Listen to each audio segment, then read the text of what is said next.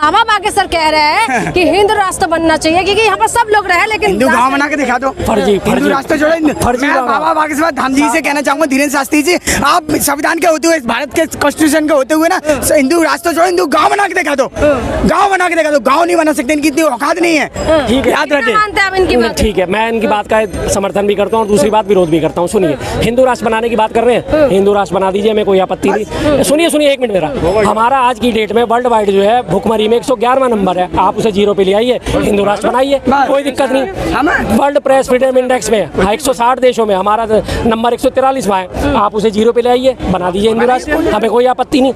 हमारे जो है मुसलमानों के खिलाफ अत्याचार में देश का हमारा पूरे वर्ल्ड वाइड नाम खराब हो रहा है आज की डेट में, कि मुसलमानों की स्थिति खराब है, उनके ऊपर लगातार अत्याचार कर रहे हैं, आप उसे 0 पे ले आइए, बना दीजिए हिंदू राष्ट्र। अगर देश से भुखमरी खत्म होती है, हिंदू राष्ट्र बनाइए, देश से बेरोजगारी खत्म होती है, हिंदू राष्ट्र बनाइए, देश की सीमाएं सुरक्षित होती है, हिंदू राष्ट्र बना लीजिए। झूठा एजेंडा लेके देश महंगाई से मुक्त होता है, बनाइए हिंदू राष्ट्र।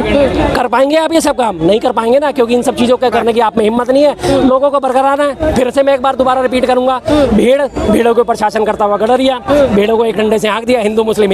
बाबा पता है, बाबा को तो नाम, एक मिनट, बाबा को नाम लेने से तुम्हें खुन्ना खाती है। पूछो, बाबा तो सिर्फ एक ही देश के अंदर एक पैदा हुए थे जिनको डॉक्टर बाबा साहब कहते हैं, बाकी सब पाखंडी है, और बाकी सब पाखंडी है। एक ही बाबा साहब, doctor B.R. Ambedkar, only for man, और कोई नहीं बाबा है। किस चीज को मैं तरक्की मानूं? तरक्की कैसे लोगों को मानूं? पुल बने वो गिर रहे, बिहार में 15 से ज्यादा पुल गिर गए, गुजरात में पुल गिर गए, मोरबी का पुल वो गिर गया, एयरपोर्ट का उद्घाटन करा वो गिर गया, जबलपुर एयरपोर्ट का उद्घाटन करा उसकी छत गिर गई, राजकोट की वो छत गिर गई, IGI एयरपोर्ट की वो छत गिर गई, पार्लियामेंट नई बनी वो पहली बरसात में लीक करने लगी, राम मंदिर बनाया वो पहली बरसात में लीक कर गया, राम मंदिर पे राम पथ, लक्ष्मण पथ, शत्रुघ्न पथ बनाए और वो सारे के सारे पथ जो है धस गए, 10-10 फीट गहरे गड्ढे में चले गए। क्या माना जाए उसे? कैसी तरक्की माना जाए? शर्मा जी, मैं आपके पास फिर से आऊंगी, 2 मिनट आप रेस्ट लीजिए, गले में शायद दर्द हो रहा होगा। मैं कह रहा हूँ कि मोदी ने बाकी में वादा पूरे करे, लेकिन किसका अपना? वो यही पिछली साल बोल के गए इतना, मैं अगली साल इसी लाल किले से झंडा फहराऊंगा। प्रधानमंत्री के पद पर रहते हुए तो उन्होंने अपना पूरा करा ना वादा। जनता के साथ क्या वादा पूरा कर? जनता के बताइए, कोई किसी का वादा पूरा हुआ है?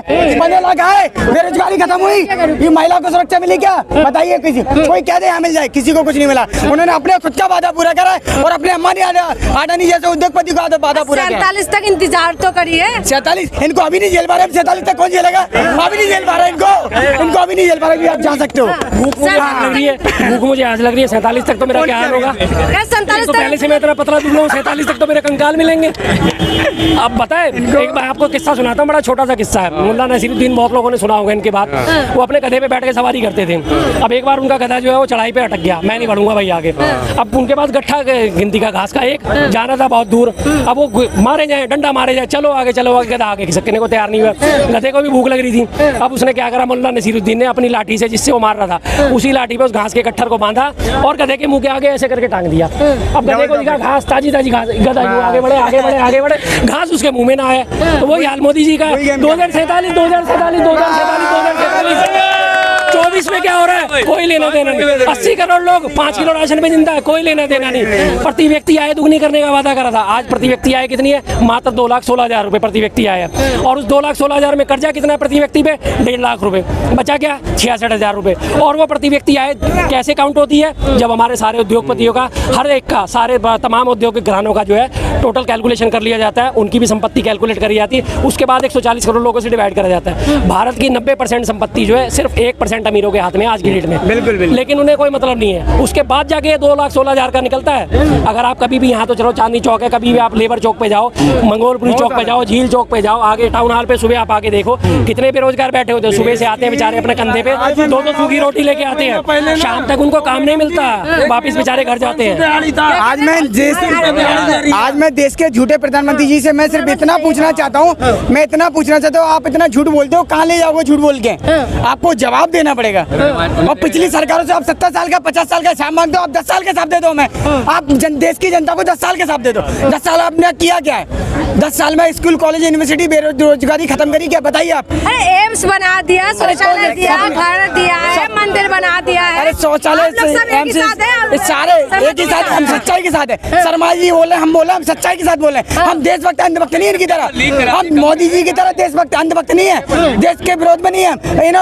पुलवामा अटैक के शहीदों के जवान पे नाम पर वोट मांगा था। 300 किलो RDS कहाँ से आया अभी तक पता नहीं, कोई जांच नहीं हुई है कि 5 साल होने पाएगा ना, कोई जांच नहीं हुई है। इनको कोई मतलब ही नहीं है, बस इनको वोट लेना था, जीत गए।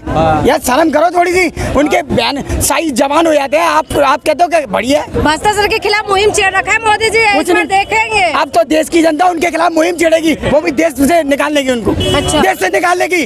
हमें देश के अंदर ऐसे प्रधानमंत्री नहीं चाहिए, क्योंकि देश की जनता आज बेरोजगार भूखी मर रही है। आज कोई आत्महत्या कर लेता है, कोई सुसाइड कर लेता है, फार्मर्स मारे जाते हैं और स्टूडेंट आत्मा मारे जाते हैं, इनको कोई फर्क नहीं पड़ता। इनको फर्क नहीं पड़ता, इनको फर्क पड़ता है सिर्फ अपनी जेबें भरना है, अपने अंबानी अडवाणी जैसों को बढ़ावा देना है। इनको गरीब जनता से कोई मतलब नहीं है। इन्होंने पहले GST का विरोध करते थे, 2014 से पहले के ले लिए ये GST का विरोध करते थे, GST का विरोध करते GST का विरोध करते थे, और ये इनकी सत्ता आती GST लागू कर दिया इन्होंने। और तो छोड़ो, आज पहला देश बना वर्ल्ड में, इंडिया में एजुकेशन पर GST लगा रखा है। ये निकम्मी सरकार ही कर सकती है ना ये काम, जो अनपढ़ व्यक्ति करेंगे ऐसा काम। पढ़े लिखे व्यक्ति कोई एजुकेशन पर टैक्स नहीं लगाया, इनने लगाया है। तो इनको पता है कि अनपढ़ बनेगा इंडिया, जब तो अंधभक्त बनेगा इंडिया।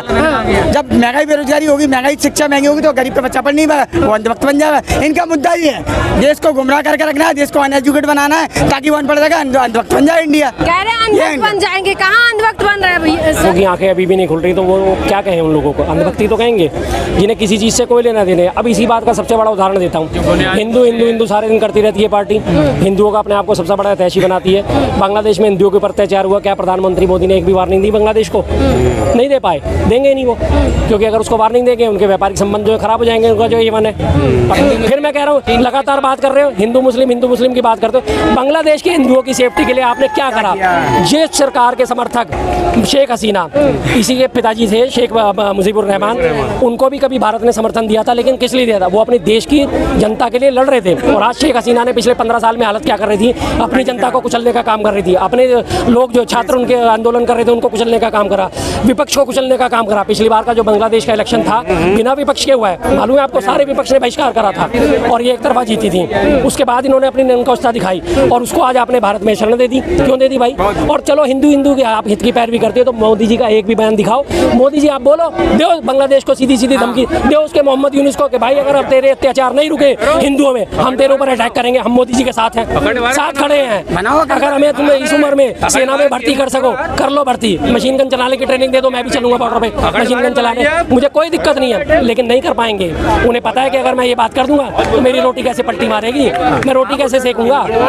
लेकिन जगह जगह प्रोटेस्ट चल रहे हैं, जगह जगह पे कह रहे हैं कि हिंदू को सुरक्षित करना चाहिए। हमारे भारत के अंदर भी बोला जा रहा है कि बांग्लादेश के हिंदू सुरक्षित नहीं है। अभी बांग्लादेश की सुरक्षित नहीं, वही तो मैं बात कह रहा हूँ। उनको सुरक्षित करने का काम कौन करेगा? भारत सरकार करेगी कि विपक्ष करेगा?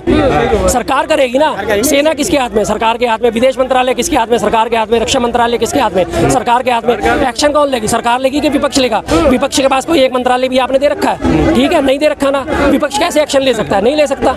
एक्शन तो सरकार को लेना पड़ेगा। आप एक्शन लो, विपक्ष भी साथ देगा। अगर उस वक्त विपक्ष पीछे हटता है तो हम विपक्ष की भी खिलाफत करेंगे।